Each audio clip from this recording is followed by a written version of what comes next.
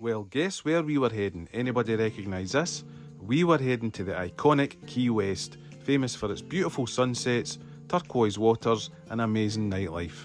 This place had been on the bucket list forever, and let me tell you, it did not disappoint. First things first though, car hire. Obviously I was going to hire a V8, why not? You're in the States, start as you mean to go on.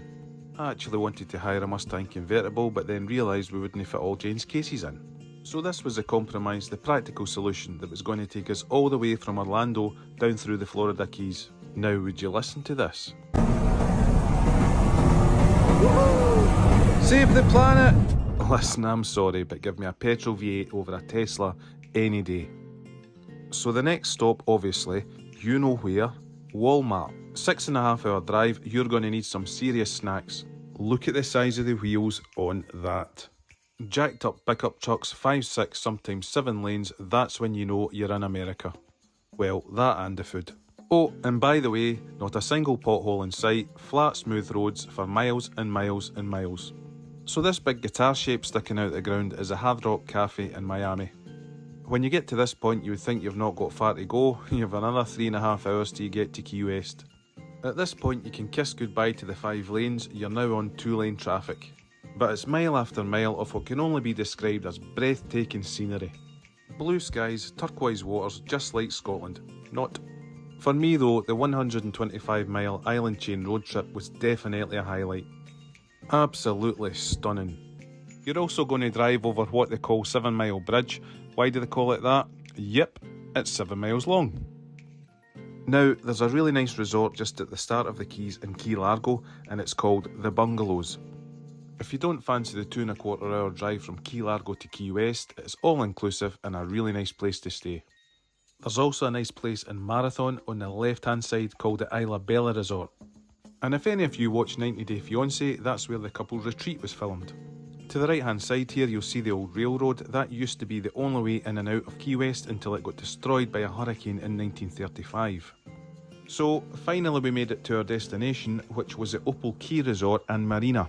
Now we chose this place because it seemed like a really good location. It's right next to Mallory Square where everyone comes to watch the sunset, and a 2-minute walk to Duval Street where you'll find the bars and restaurants.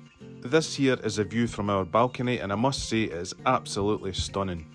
You could just sit and relax, watch the world go by, watch the cruise ships come in, or you could catch the sunset. Which, like I say, the Key West sunset had been on the bucket list forever, and let me tell you, it was amazing. Absolutely gorgeous.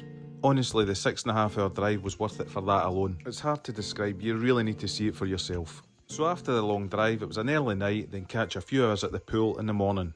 Then it was time for the hop on, hop off trolley tour around Key West. If I remember right, I think it was about £40 per person.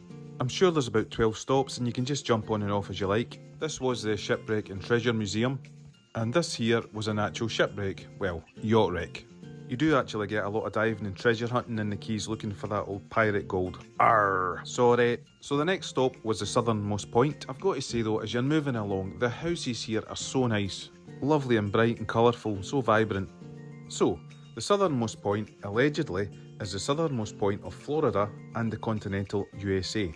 Some might disagree, but anyway, you're actually only 90 miles from Cuba. So, the next stop, you've got to do it, the Ernest Hemingway Home and Museum. Me being an avid book reader, a book a day, not. Seriously though, very interesting place. I love how they say, no credit cards, cash only. Cash is king apparently. Such a lovely old house, so quaint and peaceful. This guy must have had some life, a bit of writing during the day, hanging out at the bars at night. This guy had the right idea for sure. Actually didn't realise he had written so many books. I had only ever heard of The Old Man and the Sea because I had seen the movie. There's his typewriter right there. This guy lived a life. He survived 2 back-to-back plane crashes 1 day apart. There's his bed. Earned an Italian Medal of Valour in World War I for saving a guy's life. The list goes on and on. Oh, and married 4 times and dedicated a book to each wife. That over there in the distance is the Lighthouse Hotel. It sits just across the road from the Hemingway Museum. It is lovely. So it was time to get back on the trolley. Can I just say it was so hot that day. Don't think Ernest would mind if we had a wee dip. Seriously though, it was so humid, so bear that in mind if you're visiting the Keys. I'll tell you what, they're not very patriotic, are they? Nearly every house you pass has an American flag, Obviously very proud of their country. Good on them. Now, this here was Kermit's, no, not Kermit the Frog. Kermit's key lime pie, the best key lime pie in the world, I kid you not. And did you know that key lime pie was invented in Key West? So that was us back to where we started. It was time to get ready, head out, hit the bars and check out the nightlife. We were almost ready to head out, but there was a storm a-brewing. Like I say, it had been so humid all day, you could tell it just needed some thunder and lightning to clear the air. So we set off for Duval Street, and one thing I will say about Key West, when you walk the streets it does feel really, really safe. Other than the fact you could get struck by lightning obviously. But seriously though, it is the kind of place you can just walk about and feel safe. So first stop, the legendary Sloppy Joe's, Hemingway's favourite pub. Now, if you like a quiet night out, forget it, you ain't gonna get it here. This guy was very good, I was getting serious Springsteen vibes. Played a really good crowd pleasing set. Really knew how to work the crowd and get them going. Listen to this.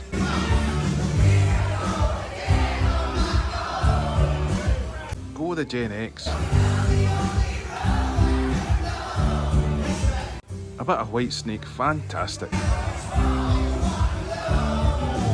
It just feels like everybody in Key West is in holiday mode, party mode, just out to have a great time. Now there's lots of bars in Key West and each and every one of them has great entertainment on. Morning till night there's always something on. Bon Jovi, on you go. A bit of Mellencamp, Jack and Diane, what a repertoire. Oh, and by the way, great pub food in here. We had an original Sloppy Joe's sandwich, fantastic. And for the finale, damn I wish I'd brought my cowboy boots. Yeehaw!